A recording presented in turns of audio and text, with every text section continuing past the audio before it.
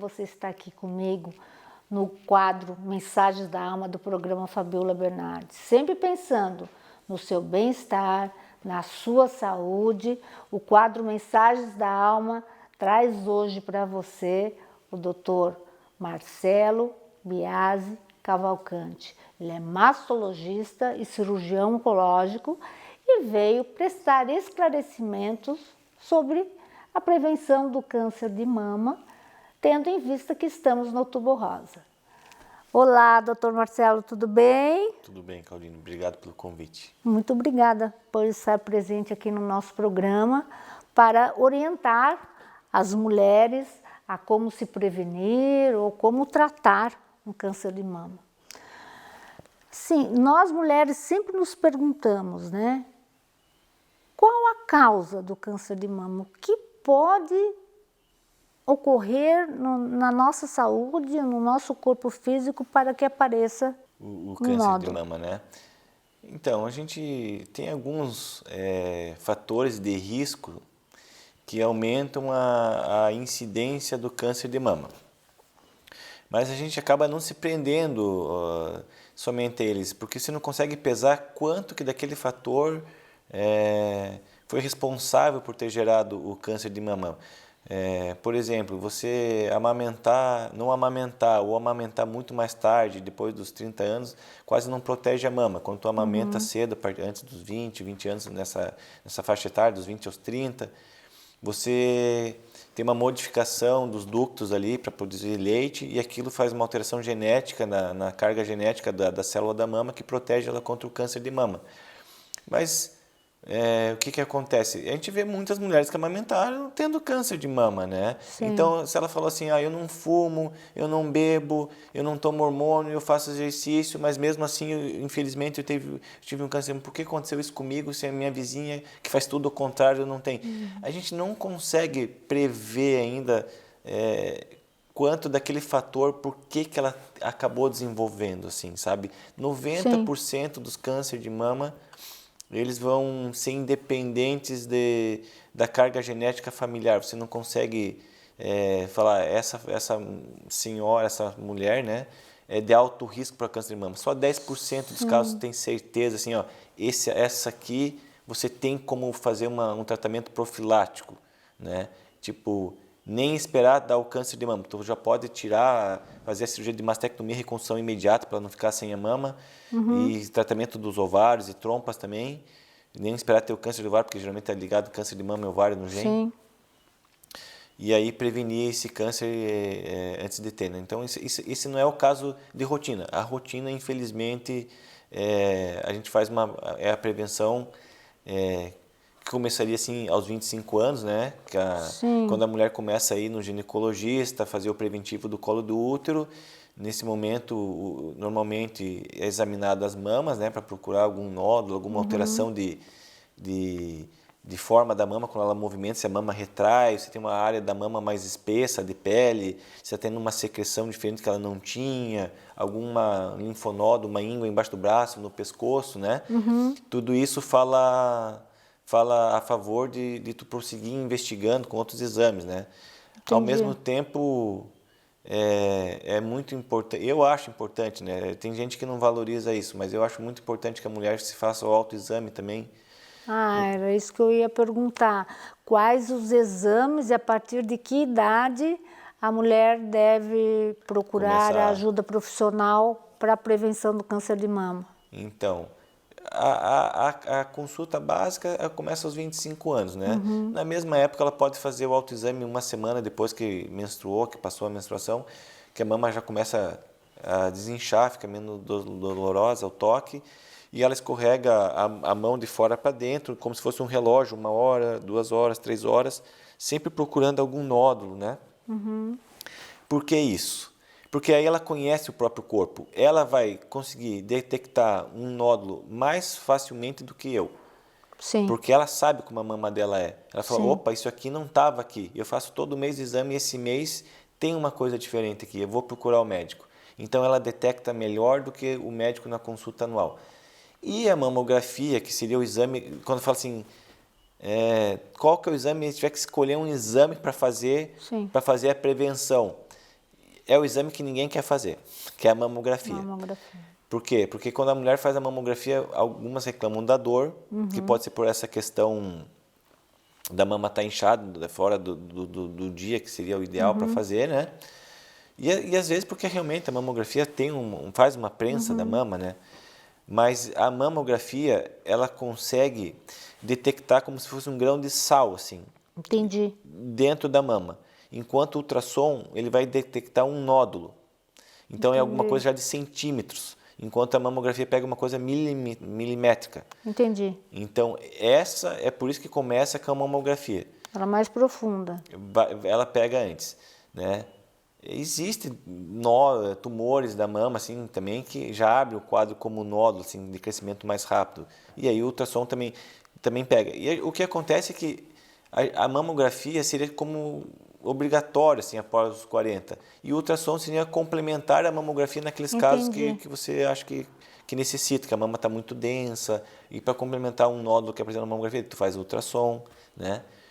Então... Para prevenção, vai no ginecologista uma vez por ano ou no mastologista? Isso, a partir dos 40. A partir dos 40. Então, isso é também uma outra questão que eu vejo assim, a Sociedade de Ginecologia vê assim, a de Radiologia vê assim, a de Oncologia também vê assim no Brasil e fora do Brasil. Mas o SUS vê que seria a partir dos 50. Então, a mulher no Brasil que quer fazer no posto de saúde uma mamografia com 45, ela não vai conseguir.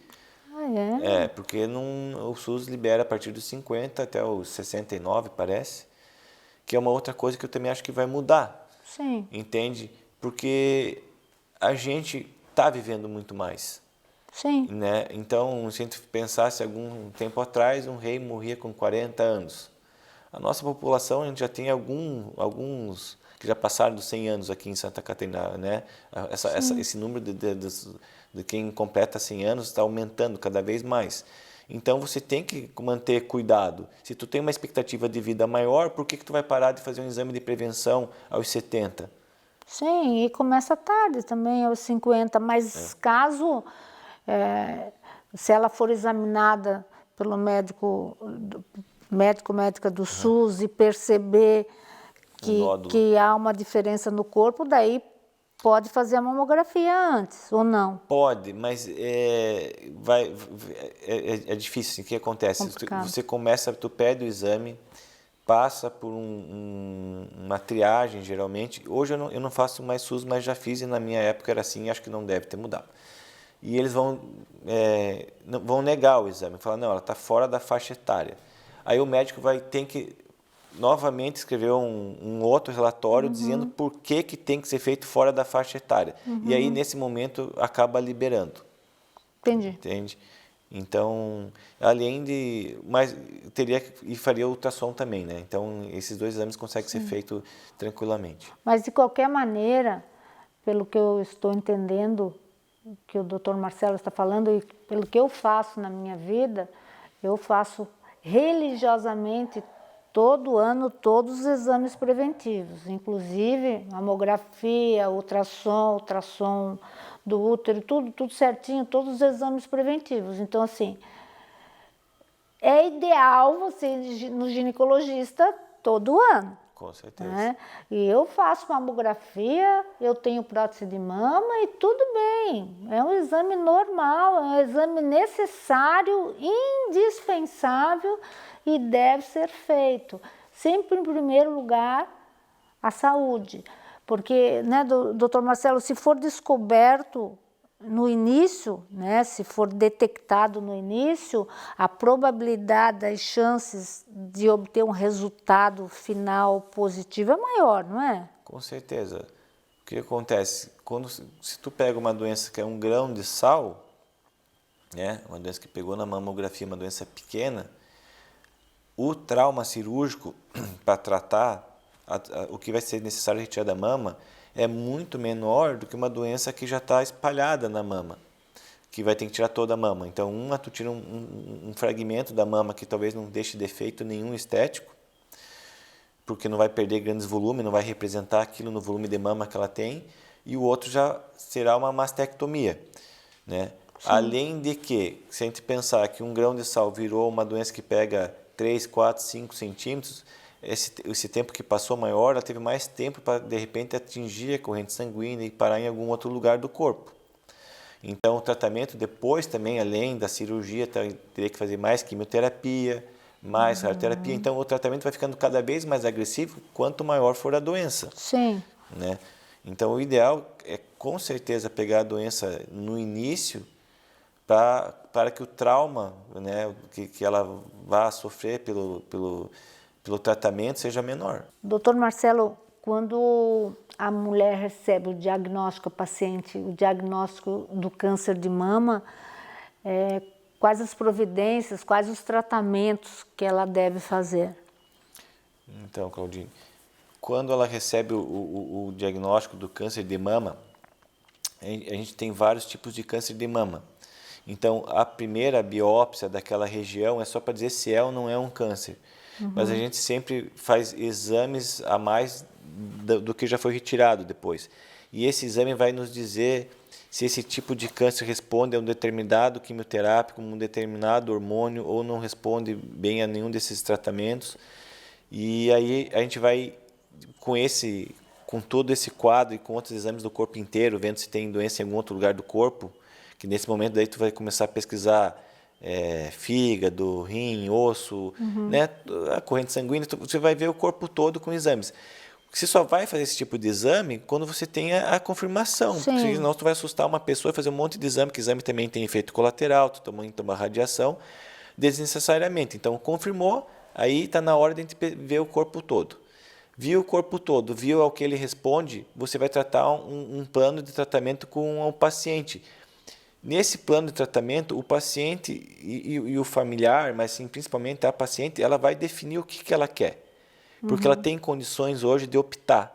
Ela pode falar assim, doutor, eu prefiro começar pela cirurgia e eu quero retirar a mama toda. Aí eu falo, a tua doença é pequena, não precisaria necessariamente tirar a tua mama toda, dá para controlar com uma cirurgia menor. Não, mas eu quero tirar a mama toda e ela dá os motivos. A gente respeita a opinião do paciente hoje em dia, né? E é ofertado, então se a gente vai fazer essa cirurgia, nós vamos reconstruir a mama com o quê? Com prótese, com um músculo que vai rodar do abdômen, vai vir um músculo das costas. Como que a gente vai refazer essa mama? Você faz a reconstrução. A gente faz a reconstrução no mesmo tempo. Então, isso também é uma coisa que, graças a Deus, hoje é lei e está tentando se cumprir no Brasil, inclusive no SUS. Não é eles tentam, não está indo tão bem como deveria, porque às vezes falta prótese aqui em Joinville também, mas fora, né, no convênio, no particular, toda mulher que tira a mama, ela reconstrói no mesmo ato. Ótimo. Porque isso muda o desfecho de tratamento de doença, porque ela sai com a cabeça muito melhor, ela não sai mutilada. Autoestima, né? Ela enfrenta com uma autoestima muito maior a quimioterapia, a radioterapia. Então, isso chega a ser o ponto hoje de a gente tratar a paciente, e uma paciente que nunca faria uma cirurgia estética de mama, né, porque talvez não tenha condições econômicas, ou porque teria medo de se submeter a uma cirurgia, mas que talvez tinha um desejo lá atrás de querer realmente consertar, melhorar o aspecto de uma queda mamária, de um volume que está muito grande, ela quer dar uma diminuída, né? Quer arredondar um pouco mais a mama. Então, ela tem nesse momento, dentro de um problema, a oportunidade de ter um ganho secundário que seria melhorar a estética dela e melhorar a autoestima. Então, isso hoje é lei. A mulher que vai retirar uma mama, ela tem que ter a sua reconstrução feita no mesmo ato. Ótimo, perfeito, perfeito.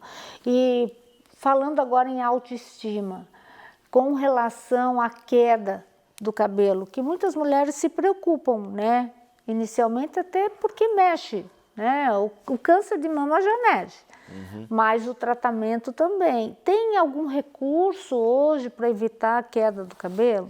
Então, a queda acontece de acordo com o tratamento. Nem todo tratamento leva à queda. Nem todas as mulheres que têm câncer de mama vão ter a queda do cabelo, né? E existe quando o remédio realmente vai ter queda de cabelo, existe uma touca que ela congela ali, ela diminui a circulação e põe o bulbo em repouso, e isso diminui a chance dela ter queda de cabelo, né? E as pessoas não querem ter essa queda de cabelo, eu acho assim, porque o cabelo faz parte da feminidade, Sim. né? Da mulher. O outro é porque cria aquele estigma de que está com câncer. Sim. Né? E às vezes ela guardou aquilo entre ela e o marido dela, ela não quer que fique todo mundo comentando. Porque infelizmente existem muitas pessoas que estão por perto, que parecem que querem te ajudar, mas não querem. Então, depois de um certo tempo, a paciente está com câncer, as pessoas olham com cara de pena para ela e ela não quer esse sentimento. Sim. Entendeu? Ela quer força, ela quer apoio, mas ela não quer cara de pena, ela não quer que olhe para ela assim, essa mulher morreu. Ela não morreu. Sim. Tem tratamento, tem cura.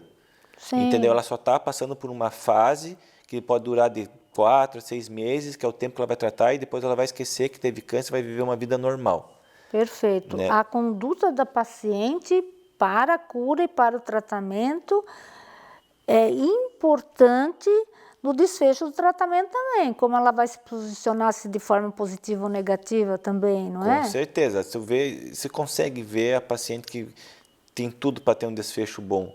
Ela tem uma força interior, entendeu? Claro que seria não natural uma pessoa não chorar recebendo um diagnóstico desse, mas ela levanta a cabeça e tá, o que tem que fazer? Sim. O que nós vamos fazer? É isso, ela traça o planejamento e faz. E vai, né? Isso. Então, é isso que tem que ser feito.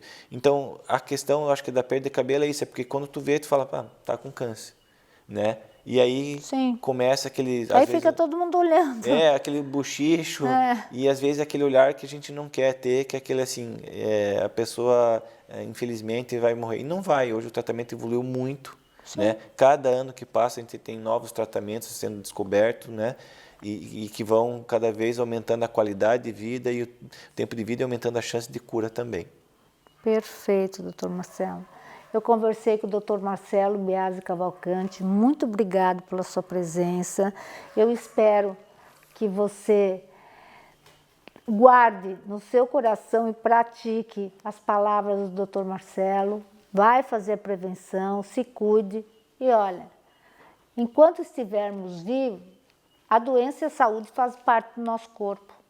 Então, uma doença não é algo que te deve surpreender, e sim algo que pode fazer parte da vida de qualquer pessoa. Só que a sua atitude de seguir em frente ou de desistir vai contar muito no tratamento. Então, jamais desista de si mesmo. Como o doutor Marcelo falou, você vai ficar 6 meses no tratamento e depois vida normal, mora. E vida que segue. E olhe sempre o lado positivo de tudo na vida. Você precisa se ajudar. Você precisa cuidar de si mesmo. Você precisa se carregar no colo. E lógico, não posso deixar de falar que se você andar de mão dadas com Deus, o nosso melhor amigo e o nosso tudo, o seu tratamento será melhor ainda com um médico humano, como o Dr. Marcelo, com a sua ajuda e com a ajuda de Deus, logo, logo você está na vida normal. Sempre pensando positivo. A doença faz parte da nossa vida, mas a cura também. Um grande abraço.